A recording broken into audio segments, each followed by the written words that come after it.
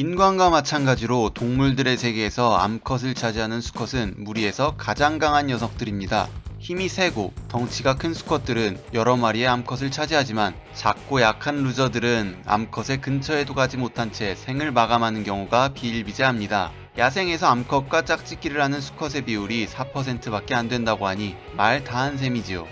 하지만 모든 루저들이 암컷과의 짝짓기를 포기하는 것은 아닙니다. 우리 남성들이 각기 다른 전략으로 여성에게 접근하듯이 자연계의 루저 수컷들도 각기 다른 전략으로 암컷과 짝짓기를 시도합니다. 이 녀석들은 동아프리카에 서식하는 올리브 개코 원숭이입니다. 아누비스 개코 원숭이라고도 불리는 이 녀석들은 개코 원숭이 중 가장 넓은 영역에 분포하며 다수의 암컷과 수컷이 무리를 이루며 삽니다.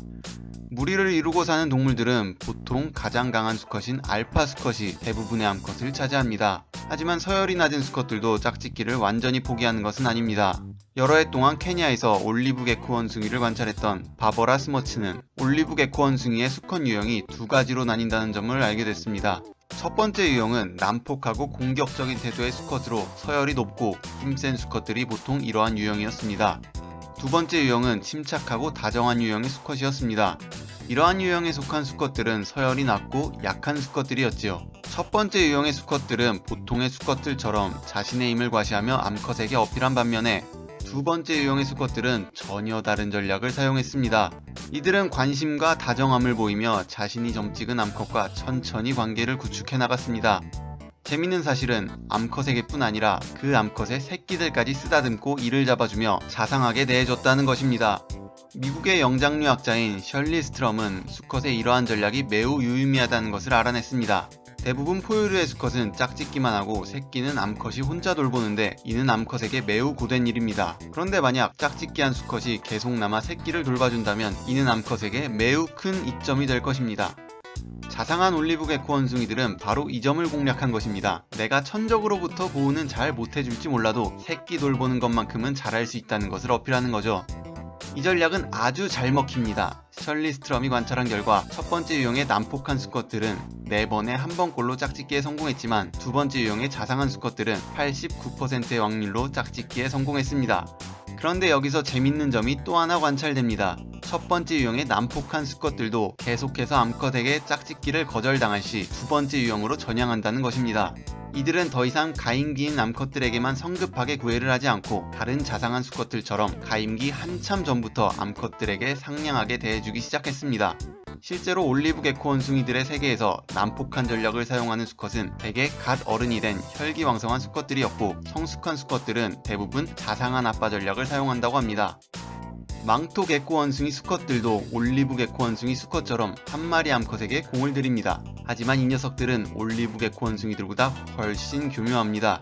망토 개코 원숭이 사이의 루저 수컷들 역시 알파 수컷의 감시 때문에 암컷과 짝짓기 할 수 없습니다. 이때 이들은 과감하게 성숙한 암컷들은 포기한 채 새끼 암컷을 찾아서 어미처럼 업고 다니며 보살핍니다. 무리의 알파 수컷은 새끼 암컷이 아직 성적으로 성숙하지 않기 때문에 루저 수컷이 이러한 행동을 해도 전혀 견제하지 않습니다. 마침내 새끼 암컷이 어른이 되면 루저 수컷은 기회를 틈타 이 암컷을 데리고 무리를 떠납니다. 새끼 암컷은 어린 시절부터 잘해준 루저 수컷을 잘 따르기 때문에 별다른 저항 없이 살림을 차릴 수 있다고 합니다. 우리가 흔히 보아온 그루밍 범죄 기법이 자연계에서도 존재한다니 참 신기할 따름입니다.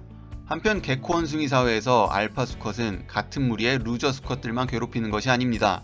무리 내에서 수컷들의 서열이 바뀌는 순간 암컷들에게는 고난의 시간이 찾아옵니다. 기존의 알파 수컷을 몰아내고 새로의 권력을 잡은 알파 수컷은 전임자의 새끼들을 물어 죽입니다. 암컷이 새끼에게 젖을 물리는 동안에는 절대 수정이 일어나지 않기 때문입니다. 실제로 어려서 죽는 개코 원숭이 새끼들의 절반 이상은 천적이 아닌 새로운 우두머리에게 죽임을 당합니다. 자신의 새끼를 살리고픈 어미 암컷들은 이러한 상황을 피하기 위한 술책을 개발해냈습니다. 바로 임신이 가능한 척 연기하는 것입니다.